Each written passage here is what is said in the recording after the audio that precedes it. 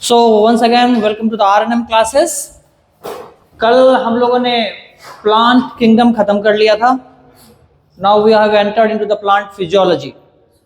आपके एनसीईआरटी के मुताबिक मुझे फोटोसिंथेसिस पहले पढ़ाना था, but it is better to deal with the respiration first rather to deal with the photosynthesis first. ठीक है, तो फोटोसिंथेसिस हम लोग करेंगे आफ्टर रेस्पिरेशन. तो चैप्टर का नाम है respiration in the plant. Respiration है क्या? आप लोगों ने 11th में जूलॉजी में पढ़ा होगा gases exchange, breathing and gases exchange. Basically वो एक्सटर्नल रेस्पिरेशन कहते हैं. गैसेस एक्सचेंज में आपने सुना होगा कि हम लोग ऑक्सीजन अंदर लेते हैं और कार्बन डाइऑक्साइड बाहर छोड़ते हैं. लेकिन ये जो ऑक्सीजन हमने अंदर लिया है ये बेसिकली कर क्या रहा है और कार्बन डाइऑक्साइड का फॉर्मेशन हो कैसे रहा है, इसका जो बायोकेमिकल प्रोसेस है उसकी स्टडी हम लोग करते हैं रेस्पिरेशन इन द प्लांट में. आ रही बात समझ में? देखो, ये केमिकल इक्वेशन जो आप लोग बचपन से पढ़ते आ रहे होंगे कि रेस्पिरेशन का केमिकल इक्वेशन ये है ना, पढ़ते आ रहे हो, बचपन से पढ़ते आ रहे हैं. C6H12O6 + 6O2 gives 6CO2 + 6H2O and energy. ठीक है जी, पढ़ते. ये इक्वेशन कितना इंफॉर्मेशन अपने अंदर में रखा हुआ है इस बात की जानकारी अभी हम लोग शेयर करेंगे. ठीक है, देखिए अभी अगर मैं आपसे पूछूं कि रेस्पिरेशन का मोस्ट कॉमन सबस्ट्रेट कौन सा है इस केमिकल इक्वेशन में, substrate glucose along with oxygen. ठीक है जी. दूसरी बात, प्रोडक्ट क्या क्या है? And energy. ठीक है. अब किसी भी चीज का ऑक्सीजन से रिएक्शन, बचपन में हम लोगों ने पढ़ा था, किसी भी चीज का ऑक्सीजन से रिएक्शन क्या कहलाता है? ऑक्सीडेशन. और uncontrolled oxidation is combustion.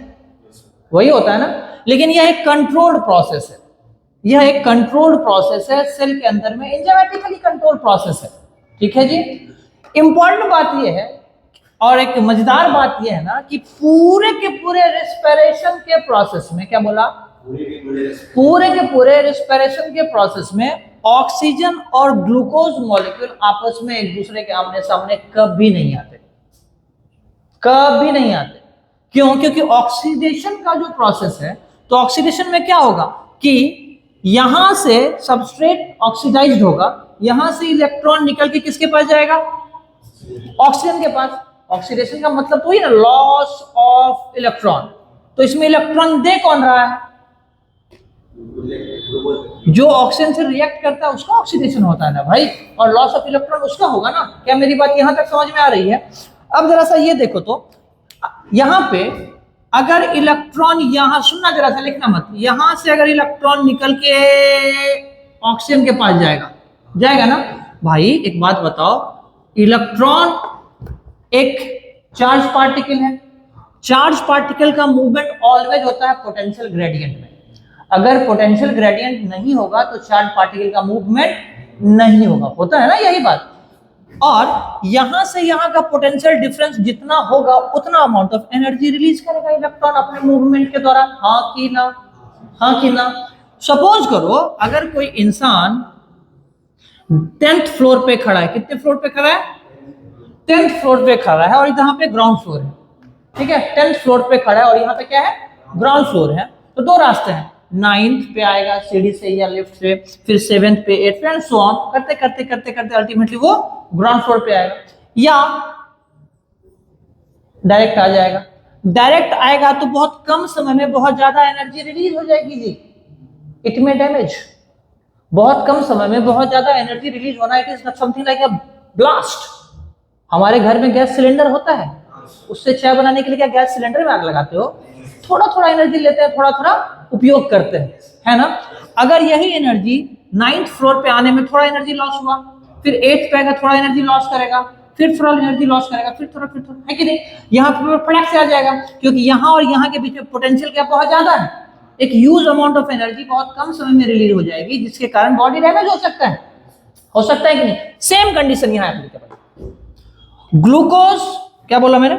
Glucose और ऑक्सीजन के बीच का जो पोटेंशियल गैप है, ग्लूकोज और ऑक्सीजन के बीच का जो पोटेंशियल गैप है, पोटेंशियल ग्रेडियंट है, वो बहुत ज्यादा है, वो बहुत ज्यादा है. इसीलिए ग्लूकोज अपना इलेक्ट्रॉन डायरेक्टली ऑक्सीजन को ना दे करके कुछ इंटरमीडिएट पार्टिकल्स, इंटरमीडिएट कैरियर्स को देता है, और वो अल्टीमेटली कहां पहुंच जाता है? थोड़ा एनर्जी यहां रिलीज होगा, थोड़ा एनर्जी यहां रिलीज होगा, थोड़ा एनर्जी यहां रिलीज होगा, एंड एनर्जी रिलीज करते करते करते करते इलेक्ट्रॉन किसके पास पहुंच गया? तो in case of respiration, who is the ultimate electron acceptor, who is the ultimate electron donor? और बीच में जो आप देख रहे हैं इंटरमीडिएट्स, यही आपके रिस्पिरेशन के प्रोसेस को, यही आपके रिस्पिरेशन के प्रोसेस को थोड़ा सा कॉम्प्लिकेटेड करता है। आ रही है बात समझ में? आ रही है बात समझ में? सो हम लोग जो कहते हैं रिस्पिरेशन का प्रोसेस थोड़ा कॉम्प्लिकेटेड है, वो क्यों है? क्योंकि अगर रिस्पिरेशन एक सिंगल स्टेप में हो जाता ना, तो पता चला बॉडी यानी कि सेल सांस लेने के लिए गया और जल उठा, क्योंकि एक huge amount of energy release हो जाती है। And what is the waste form of energy? Heat. आ रही है मेरी बात समझ में? सो रिस्पिरेशन का प्रोसेस कॉम्प्लिकेटेड इसीलिए है क्योंकि वो एक एसेंशियल रिक्वायरमेंट है। तो आइए अब हम लोग स्टडी करेंगे in detail the process of respiration. ठीक है, थैंक यू।